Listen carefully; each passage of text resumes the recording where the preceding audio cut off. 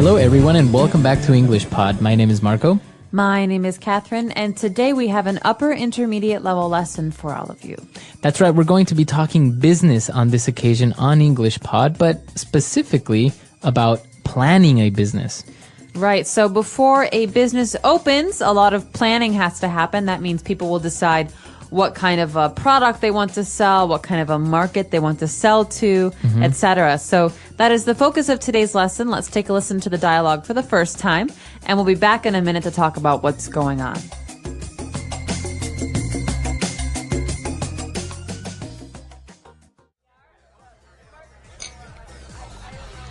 I've had it. I'm done working for a company that is taking me nowhere. So what are you gonna do? Just quit? That's exactly what I'm going to do. I've decided to create my own company. I'm going to write up a business plan, get some investors, and start working for myself. Have you ever written up a business plan before? Well, no. It can't be that hard. I mean, all you have to do is explain your business, how are you going to do things, and that's it, right? You couldn't be more wrong. A well-written business plan will include an executive summary which highlights the idea of the business in 2 pages or less. Then you need to describe your company with information such as what type of legal structure it has, history, etc. Well, that seems easy enough. Wait, there's more. Then you need to introduce and describe your goods or services, what they are and how they're different from competitors. Then comes the hard part, a market analysis. You need to investigate and analyze hundreds of variables. You need to take into consideration socio-economic factors from GDP per capita to how many children on average the population has.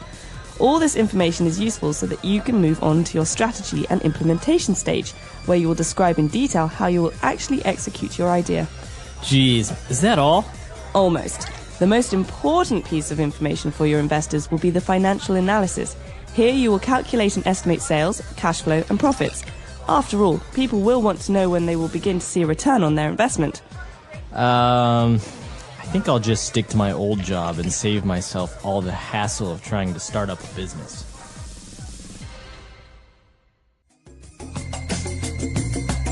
All right, we're back. So the guy wanted to open up a business, but his friend explained that it's not so easy and gave a lot of interesting words and phrases there.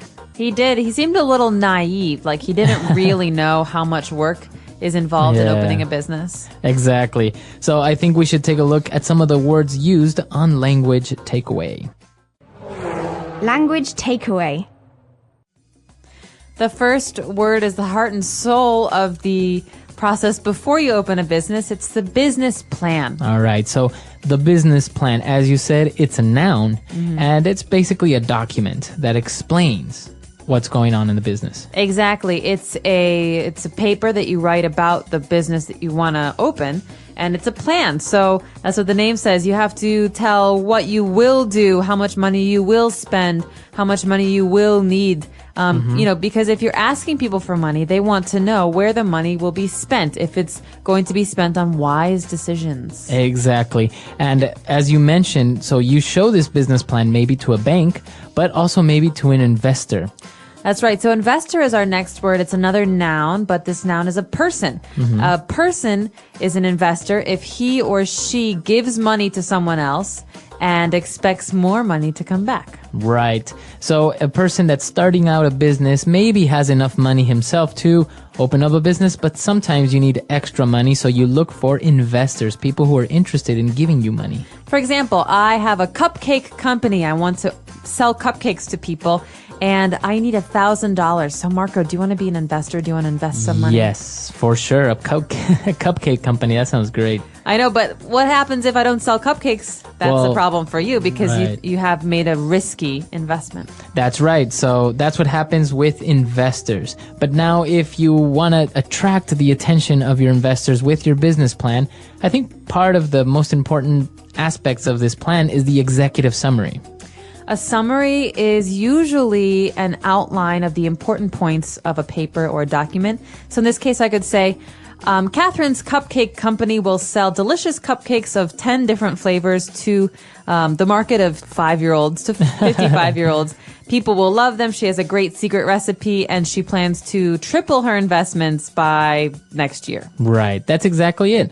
So if an investor reads the executive summary, which shouldn't be more than 2 pages long, you can pretty much get the idea of what the business is about.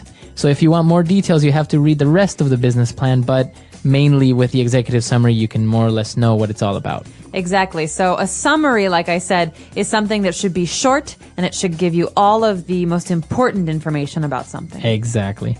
And well, they were talking more in depth about, analyzing things and doing some research. And among those things, the girl mentioned the socioeconomic factors. Okay, when I said we're going to sell cupcakes from my company to people between the ages of 5 and 55, we need to analyze, we need to look at their socioeconomic factors. Socio comes from the word social. It means where in society they are. They're upper class, middle class, or lower class. Economic means how much money do they make? Do they make $10,000 a year or $100,000 a year? And so the kind of people we want to sell my cupcakes to will change according to their socioeconomic factors. That's right. So as you mentioned, socio comes from the word social or from society. So you're analyzing these factors from society. And part of these factors is the GDP per capita. So we have two different words there, an acronym, GDP. GDP, gross domestic products, okay? That might seem confusing because gross means different things at different times. But in this case, domestic means our country. So within a country, all of the products added up together. Right. And gross is basically that. Just all the products added up together without taking into consideration any other things. So the GDP is basically all the goods and services produced in a country within a given time. And what about per capita, though? So per capita comes from Latin. Per means for or each, and capita is a head. So this is per person. Okay. So GDP per capita means how many goods and services are made divided by the number of people in that place. Exactly. So you probably have these indicators in your country or your own language as well. But that's basically it. And the acronym is gross domestic product. And just to explain a little bit, if you see this in Wikipedia or in an encyclopedia, normally a very low GDP per capita is $500 American dollars, and a high one would be 35,000. 35, yeah. And that's usually per year, right? Because that's usually how it's taken into consideration. The time is a year. All right. So those are the words that we have for you on Language Takeaway. Now, why don't we move on to a couple of different phrases on Fluency Builder? Fluency Builder. Okay, so this important first phrase, Marco, has to do with our last first phrase. We had a business plan. So what do? You write up a business plan. Right. And that's a common way of saying to write or to create, to work on a business plan, to write up.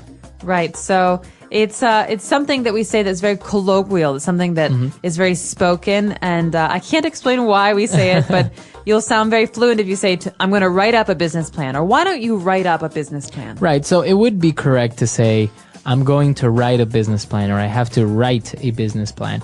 But if you use this phrase, I'm going to write up a business plan, it's more fluent, right? It's just more native-like. Exactly. All right. And our next phrase is a return on investment. Okay, so earlier we talked about investors. The money that they invest is called an investment. Okay, the words are all very closely related. And when Marco decided to give money to my cupcake business, he expects the money to come back. And he expects more, actually, to come back than what he put in. So that's called a return on investment, the money that's the difference. So if he gives me $1,000 and I give him back $1,500 in a year, he made $500. That's amazing. That means it's a good return on his investment. Right. So that's the term that we use, a return on investment. So you don't say to return on investment, you see a return on investment. Exactly. It's a thing, it's a number, it's a quantity. It's something you can count. Right. And, well, in the end, after seeing that this business plan is not so easy, the guy said, you know what? I'm not going to quit my job and just save myself the hassle. What's a hassle? The hassle. That's an interesting word. So if I'm going to save myself the hassle is like the problem or the hard work that it involves. It's a lot of trouble. A lot of trouble.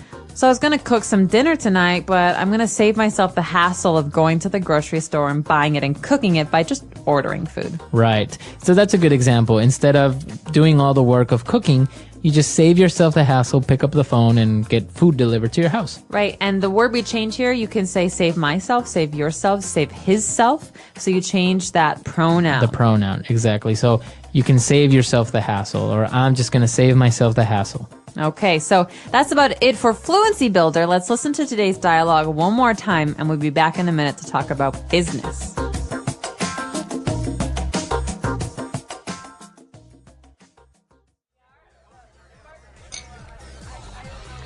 I've had it. I'm done working for a company that is taking me nowhere. So what are you going to do? Just quit? That's exactly what I'm going to do. I've decided to create my own company. I'm going to write up a business plan, get some investors, and start working for myself. Have you ever written up a business plan before? Well, no. It can't be that hard. I mean, all you have to do is explain your business, how are you going to do things, and that's it, right? You couldn't be more wrong. A well-written business plan will include an executive summary which highlights the idea of the business in 2 pages or less.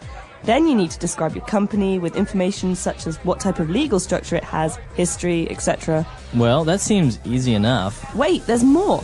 Then you need to introduce and describe your goods or services, what they are and how they're different from competitors. Then comes the hard part, a market analysis. You need to investigate and analyze hundreds of variables. You need to take into consideration socio-economic factors from GDP per capita to how many children on average the population has. All this information is useful so that you can move on to your strategy and implementation stage, where you will describe in detail how you will actually execute your idea. Geez, is that all? Almost. The most important piece of information for your investors will be the financial analysis. Here you will calculate and estimate sales, cash flow, and profits. After all, people will want to know when they will begin to see a return on their investment.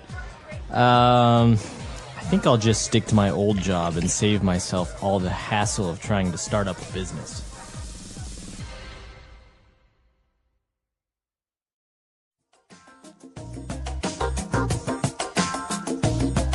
So it was pretty interesting that he wanted to quit his job and just, set up a business. But actually, many people say that business plans are unnecessary.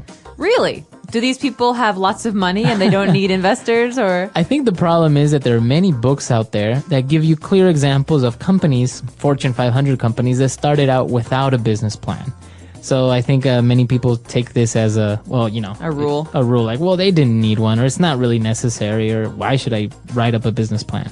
Well, I'm not an entrepreneur and I'm not a business person, but my feeling is that a business plan is as much for investors as it is for yourself. Mm-hmm. It helps you clarify your goals. It helps you explain your objectives to your future colleagues.